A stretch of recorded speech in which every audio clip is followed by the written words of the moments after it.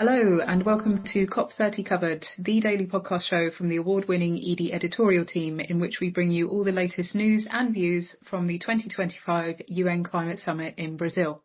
What's the appetite looking like for a stronger agreement on the energy transition? Why did more than 100 Indigenous people protest at the main event entrance? And does the Blue Zone finally have Wi-Fi? We explain all this and more in 45 minutes or less per episode. Yes, this is episode 5 of COP30 Covered from Edie. You're listening to the voice of Edie's content editor, Sarah, and it is Wednesday, the 12th of November, 2025. Joining me in our virtual studio are our editor, Matt. Hello. And our senior reporter, Siddy. Hello. So last night I thoroughly enjoyed an evening away from the COP news desk, and these two were overseeing everything. So how are we holding up? What's been going on, Matt? Yeah, it's good. It's tiring. You always kind of look forward to the evening shifts of like busy at work, and then you finish it and you're like, wow, I'm pretty tired. Not by any means as late as what actual delegates out in Brazil would have liked to stay to, but I think, I started at 8 a.m. yesterday, and I think I was done by kind of 8:30, 8:45, working my way through, not just on COP, but just on lots of ED stuff as well. But it's busy. It's a classic case of lots of launches, and if it's not launches of initiatives, it's countries joining pre-existing launches. It's like that magic trick where the person just pulls rope out of their sleeve and it keeps going, and you're constantly pulling it, trying to figure out when this thing was launched. Was it in 2023, 2022? What COP was it launched? What was the aim? How many countries are then? And you end up just spending a lot of time retracing your old steps about initiatives that you've covered, and it's almost quite nice sometimes to see how far those initiatives have gone. I think I wrote up about the GEAPP initiative last week, which is about mobilising on the ground kind of solutions whilst linking that back to high level country pledges. And it was launched in 2023, I think. And going back and seeing the progress that's made was quite, promising actually to read through. It's not always the case. Sometimes you're like, okay, they've just been sitting on their hands and not really been able to get much off the ground here. But in that case, it was nice. As you mentioned, Matt, more on CHAMP. And as you say, it's one of many initiatives and reports that keep coming out. I think especially in the first week, the presidency team and like the biggest NGOs there really like to get the ball rolling with their big announcements. But for those who are listening and don't necessarily have the time to go through all of this, can we do today's COP news in brief? What do people need to know? Yeah, sure. And I think this can be kind of broken down into actually the good, the bad, and the ugly, I think. I suppose we start with the good, and that's that we have a host for a future COP. Strangely, not the next COP, so not COP31. That's still very much up in the air, with Australia or Turkey kind of rumoured to be the location for that. But for COP32, which would be 2027, confirmed that the host of that will be Ethiopia. So we are getting a Africa COP, which is incredibly important, because that's a region of the world that's obviously most impacted by the climate crisis, and it's a great chance to hear from a kind of developing nation around the response, and especially now that adaptation resiliency has become such a kind of key conversation around these COPs, to have one in Africa, I think is really important. Still waiting on COP31, but we do have the good that COP32 is confirmed. In terms of the bad, the Tropical Forest Forever facility, which is very easy to say after kind of 13-hour shifts, is still not quite getting the mobilisation it needs to. So as mentioned in the last episode, City's done a great write-up on this, but they're aiming for a target of $25 billion. They have $5 billion pledged to date. China, obviously one of the world's major economies and major polluters, has said that it's not going to commit to the TFFF at this moment in time. So we'll have to wait and see where that kind of shortfall is going to be made up of. And in terms of the ugly, there's always kind of problems when COPs kick off, more so from a logistics point of view. Sarah, in your intro, you mentioned the Wi-Fi not working, the rain drowning out some of the panel discussions on the first day. There's always logistics to overcome, and there's always kind of protests that tend to happen outside of COP. So I remember back in Glasgow actually taking part in a youth climate march. I stood out like a sore thumb because I was an old person trying to interview people for the podcast at the time. But there was protests here as well. More than 100 people representing Indigenous communities staged a protest, and they blocked the main entrance and even kind of got into confrontations with the security guards. The entrance had to be barricaded by tables. which is not really what you want to see at these negotiations. But, the indigenous peoples that were protesting had a very important message that their land is not for sale, and they believe that the rate of deforestation happening in the Amazonia is not kind of consistent with the messaging coming out of COP about trying to reverse that. So I think it's just a kind of case of two very impassioned sides there kind of meeting up. But it did mean that I think the main entrance was kind of closed overnight, and it kind of restarted a bit earlier, what would have been this morning on the Wednesday too. So kind of inevitabilities around COP that we have those kind of side aspects of it that don't necessarily happen in the plenaries and detract a little bit from the discussions. But I suppose it's back to the negotiations and back to the initiative launches now. Got it. And we'll have to wait until next week before we come on to forests, which is obviously one of the major themes for this COP in our episode. So in terms of the thematic agenda today's themes have moved on. So the presidency has assigned themes in pairs of days. So Monday, Tuesday was one pair, and then today and tomorrow are another pair. And our themes of the moment are all to do with the people part of the COP. So things to do with public health, workers' rights, jobs, skills, culture and justice. But already attentions are sort of looking ahead to the next pair of themes, which are all about energy and infrastructure. And of course, all of this is interlinked, which is what we're going to be looking at in our guest interview. So today the COP CEO has come out and said we need to make it really clear that these COPs aren't just about emissions figures and global agreements. They're about people and how they afford energy, their quality life and their livelihood. So Siddy, can I come to you for a sort of primer on the just energy transition? Yeah, but just before I start on that, bits that Matt's mentioned, I think it's also important to note that this is the first time that we're seeing thousands of Indigenous people at COP. So it's unprecedented. It's estimated that there are around 3,000 people from Indigenous communities at this year's COP. So I think the conversation now is shifting from having representation, but then also hearing what that representation is saying and what it actually means, which brings us to this conversation about energy transition.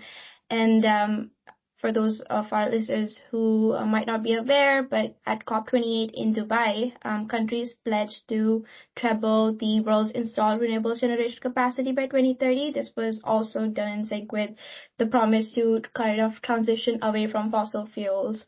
And since then, progress has been made, according to the International Energy Agency. Of the $3.3 trillion that were invested in energy generation globally last year, 2/3 went to low carbon and zero carbon options, which is great progress. But I think the overall conclusion is that while there has been great progress, it's just not where it needs to be. We're still off track to reach that trebling the renewable generation capacity goal by 2030. And looking at the just transition aspect of it, while we have seen rollout happen more in Europe or in America, other regions like Africa and the Caribbean are getting left behind in this transition. China is leading, but there are other places in Asia as well that are kind of getting left behind. So I think the conversation is, how do you do this transition but taking everybody with you together? Another bit that's interesting is I think when President Trump was sworn in earlier this year, it casted a couple of doubts over what that would mean for the global energy transition. But the IEA has this week come out with another report stating that no single country controls whether the energy transition is happening. And it already is. There's enough evidence to back that up. And what's now needed is bringing the people kind of together, but also making sure that people at the heart of the transition. In the UK, you can see the conversation around, energy kind of really changing how people are communicating net zero and electricity and energy right now. So the big thing that comes up is if you don't reduce the bills that are associated with the green transition, they kind of leaving people behind. So I think there's a lot of progress, but there are new challenges that leaders will now need to focus on. and to kind of make sure that all of these commitments and promises are delivered, but in a way that is good for everyone. Yeah, and the IEA made it really clear in its new report today, actually, that basically we could stall the energy transition, we could slow it down, but it will just be far more expensive. And as you say, when you do talk to sort of other journalists in the UK, when you talk to sustainability professionals, even when you talk to friends down the pub, the question is all about bills and affordability. But when you are at the UN and in the official negotiations, every single word matters, every verb means something different, and we're patiently waiting to see what kind of language we might see on the energy transition and fossil fuels. So I'm going to traumatise Matt now and ask him to recap on how this has taken shape in previous years. Yeah, UN language is not very clear, and essentially, but it's also incredibly important to the final text, and you know, there will be arguments and back and forth and revisions over wording. You know, makes sense in the sense of you've got all the global nations having to unilaterally agree on something. The words have to kind of stand up, but what this leads to is a really kind of unclear, at least to the outside looking in, agreements and draft agreements, and essentially there is a spectrum of words that can be used to align around a certain topic that can mean different things. The classic one in previous years has obviously been phase down to phase out, and you know, phase out is finite. Everyone kind of knows what that means. Phase down has a lot of wriggle room in terms of phasing down fossil fuels as to what that actually means. It's not necessarily numerical time bound. But there is like so many different ways, and I think actually like there's a UNFCCC like style guide kicking around out there that gets updated, and like you can see just about how they go around it. So for example, like urges is used a lot in the final text, which isn't a kind of call to action. It's not like countries must. It is that they urge you to do it, but the repercussions aren't really there. And requests is slightly stronger but less used, and there is just a plethora of different ways that they can essentially, you know, try and describe the same thing. Like my favorite kind of one is when they go to highlight or express something, whether that's a trend or a initiative launch. These are the various different words that they can use to highlight something, whether it's usually bad, like to highlight lack of progress.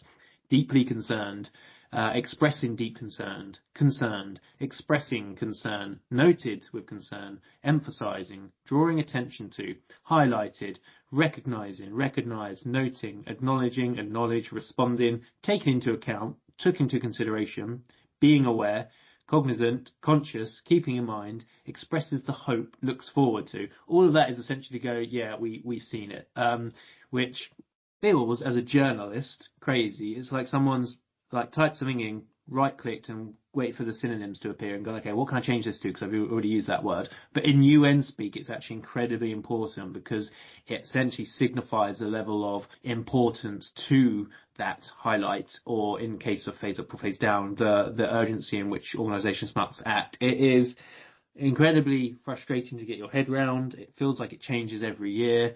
And I cannot wait for next week when we have to go dipping through those words again.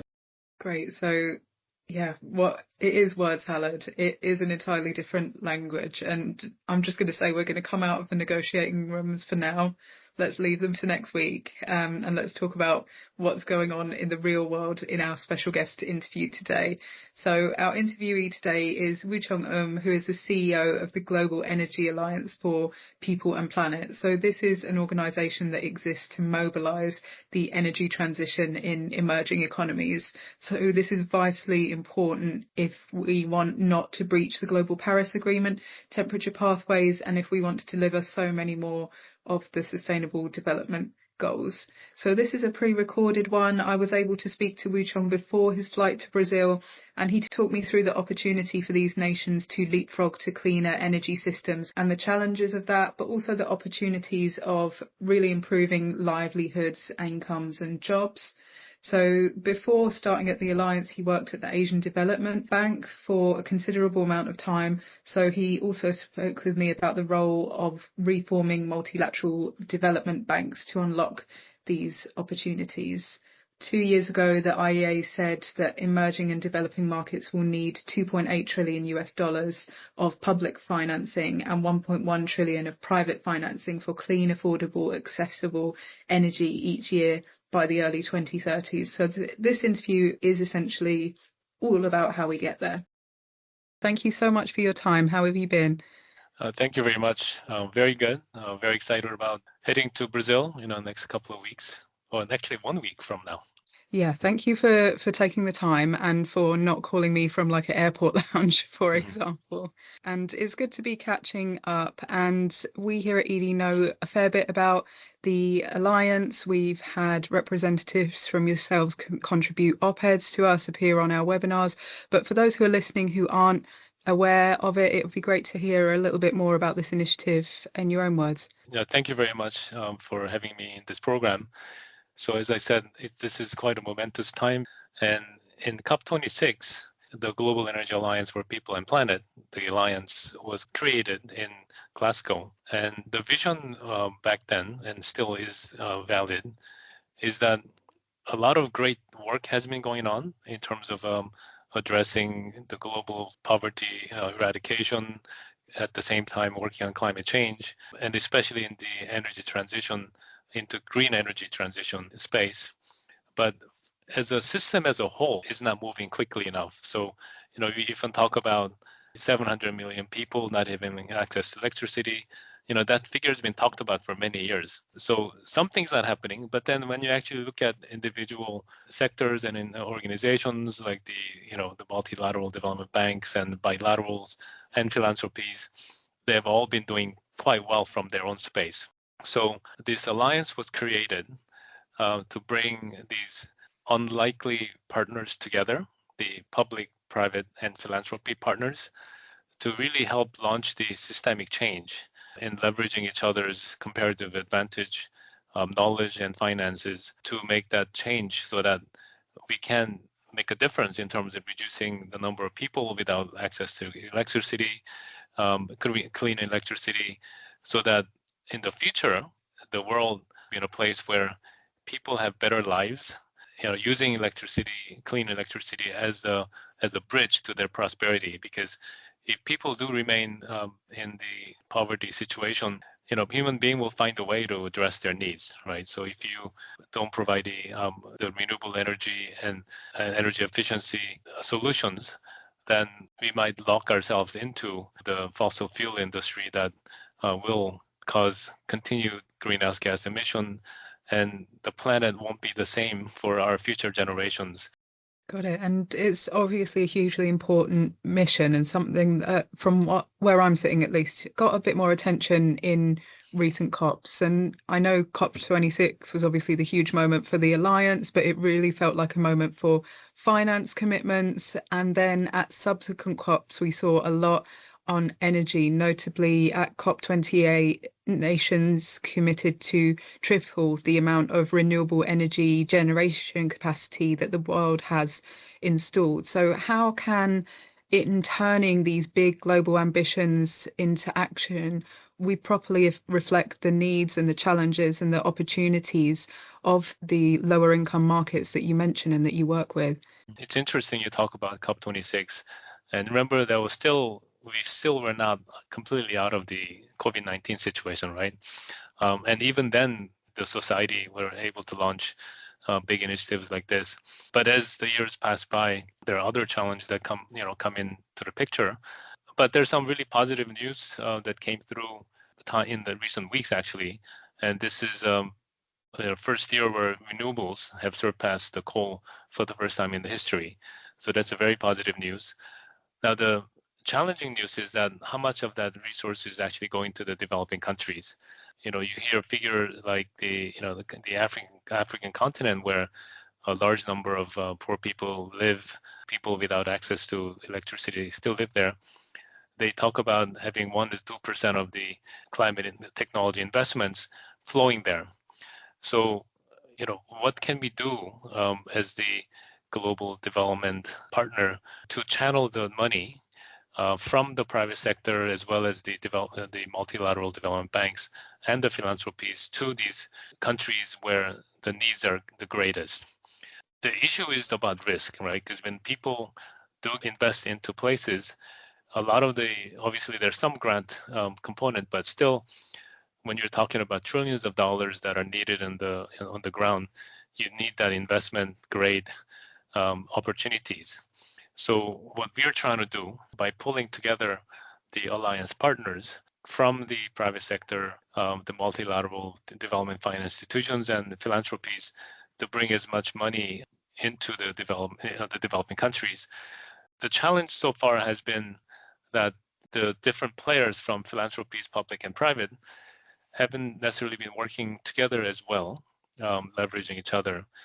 And our idea is to make use of the philanthropic capital that's what we call very powerful capital because of our flexibility and also our high risk appetite to be able to pilot test, develop projects to bankability, and also help create enabling environment in these developing countries for investment opportunities so that millions of dollars from the philanthropies can help leverage billions from the multilateral development banks and development finance institutions, and then in turn it into trillions of dollars of private sector investment into the places that hadn't seen this kind of investment in the past.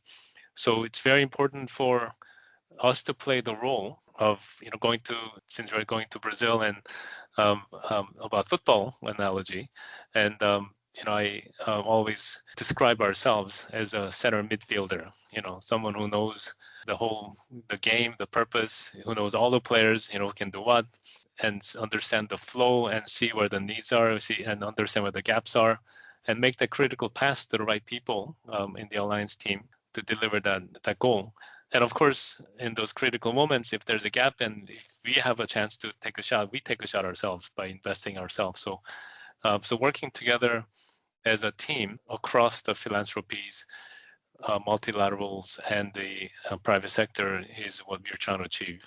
Got it. I like the football analogy because, as you say, there's no one person or one entity that can invest or do the capacity building work here. And I did want to touch on what's going on with multilateral development banks here for a moment, because for those who are listening, Woochong is former Managing Director General at the Asian Development Bank, and efforts have been ongoing now for several years to reform the MDB system to unlock more climate finance and more impactful climate finance. And this is an initiative that's been championed by Mia Motley of Barbados and several other world leaders. So from where you're sitting now, what do you see in terms of what progress has been made and what needs to come next? Sort of where are we with moving the MDB system as well?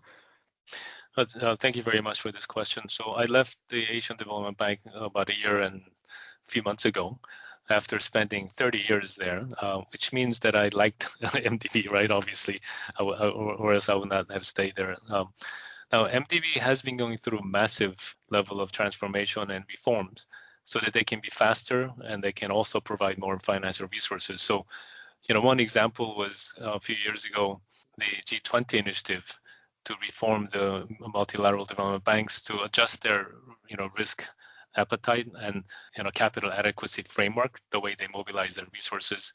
So through that, they're able to unlock billions of more dollars. And, in the case of Asian Development Bank alone, they're talking about $10 billion more headroom to lend, which is good. Now, the challenge is that, these multilateral development banks are AAA organizations, and they have to maintain that so that they can mobilize financial resources from the capital market, which means the investment they can make can be innovative, but if it gets too innovative, it's too risky. So no matter how much you shout at them, there's not much they can do beyond what they're already doing. So what we're trying to do with the philanthropies is to help them be more innovative by doing the pilot testing and helping to deploy their new technology solutions, as well as going into some of the frontier countries that they felt was too risky for them to do it for the first time.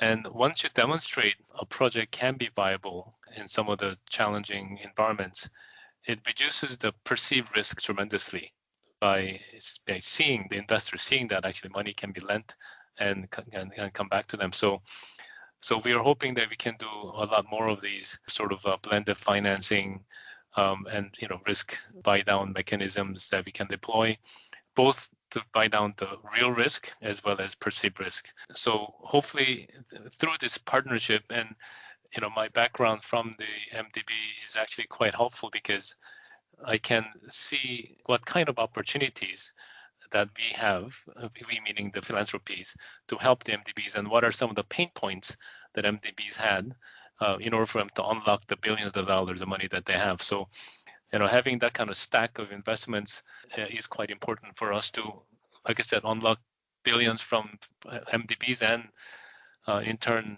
unlock trillions of dollars from the private investment.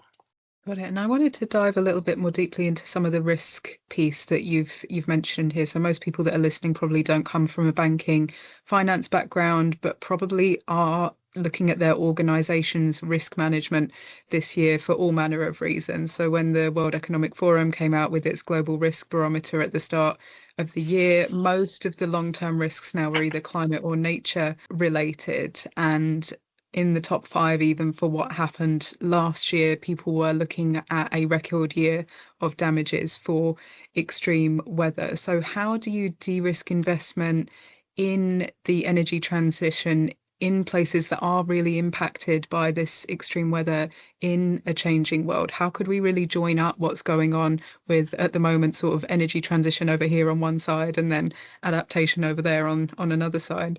Right. No, I mean, I can vouch for the planet heating because I'm a runner. I run every day, and I run rain or shine and heat. This past year, there was one day I actually had to stop because it was just too hot. I was like pretty shocked, and I was thinking, am I getting too old or is it really getting hot? And I concluded it's actually getting hot. So it's really urgent that we deploy, channel, as I mentioned, financial resources to developing countries, because that's where the opportunities are.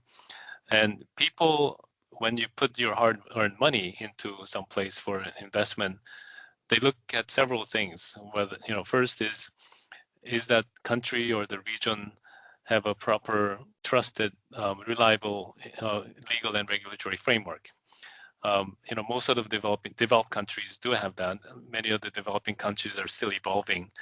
And that means somebody needs to help develop those regulations. But more importantly, they also need the capacity building so that they can actually, the regulators and the officials in the government know how to implement these regulations.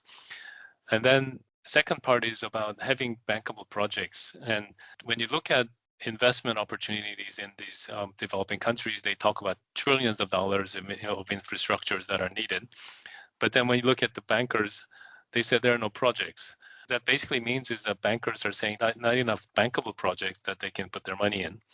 So a lot of the technical assistance resources need to be deployed to help do the due diligence, the feasibility studies, technical, environment, social, and financial viability and all that, so that you can move it into the bankability space.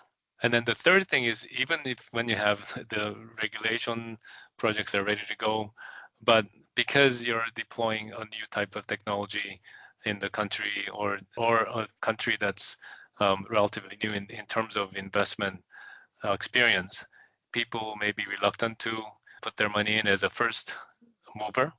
So, there are many instruments that can be deployed to help buy down the real risk, like the first loss guarantee investments. But as I mentioned earlier, the biggest challenge is how do you make people's perception to change? So even if you deploy, you have a bankable project and you have a risk mitigating instruments deployed, but still just don't feel comfortable because you have never seen anything like this before. So, having philanthropies like ourselves involved in deploying for the first time in a given country, then it gives, once it becomes successful, people will feel comfortable that it has been tested. So now we can come in as well. So it's like creating the virtuous cycle for more investments to flow. And Woochong, this is a literally huge mission with loads of moving pieces, and we've covered so much ground already in our discussion, but we are almost out of time. So I just wanted to get your closing thoughts on what would make a good COP for you and the Alliance? How will you be measuring whether COP30 is a success for your mission? Yeah, so COP30 is really important because I want people to come out of it realizing climate is still an issue that needs to be addressed, and it's everyone's business, and it has a very positive impact on everyone, including on jobs for the people. Because you look at the economic data, there are billions of young people expected to come into workforce, but there are only a fraction of jobs available. So how do we use the energy transition as an opportunity to provide an economic opportunity for people, especially young people, by way of creating green jobs? And I want everyone to be aware of this kind of opportunity coming out of COP30, so that we can continue to move the needle in this way forward. And from moving on from COP30 onwards to 31 and so forth, we want to make sure that people understand that energy is not just for the energy transition's sake, but it's to improve the people's lives by creating opportunities, including the job opportunity. Well, it's definitely something that we've been seeing an increased focus on and more questions around here in the UK. So hopefully that can make its way over to Brazil and permeate as well. But Woochong, that is all the time we have for today. Thank you so much for coming on, and I hope you have a successful COP. Thank you so much. Thanks once again to Woochong for his time. And before I close the episode, it's worth noting that just today, the Alliance has actually launched a new partnership with the Brazilian government aimed at improving electricity access with clean solutions such as solar microgrids. So most people in Brazil do technically have access to electricity, but it's getting it to the next level and making sure that places like businesses and places of education can properly get on the grid in a clean way as well. So obviously we wish them all the best for that nice, exciting news. That's almost all for today's podcast, but don't miss us too much because we will indeed be back tomorrow when our focus will be on climate-related comms, specifically misinformation and disinformation. And in the meantime, you can check out all of our written COP coverage on edie.net. You can expect daily roundups of the news in brief and a detailed explainer of the IEA's World Energy Outlook report for today, plus loads more from days past. And Matt, I believe you also have an update on our post-COP webinar that we're hosting as well. Yep, so we are partnering with Ecology, who I know are out in Brazil right now and have done some really great stuff on protecting certain parts of the Amazon out there. So we're going to be partnering with them on a debrief, kind of summarising the weird and wonderful world of COP and what it can mean for businesses looking ahead. So as the dust settles on the 25th of November, we're hosting a webinar with them. There'll be insights from ourselves as well and some more speakers to be confirmed to kind of say, okay, well, now that's done, what happens next? What does this mean for business and what does that look like as we creep into 2026? So registration is still open for that. Great, so hope to see some of you who are listening on that webinar. But for today, it's a goodbye from Matt. Goodbye. It's a goodbye from Siddy. Goodbye. And it's a goodbye from me. Goodbye.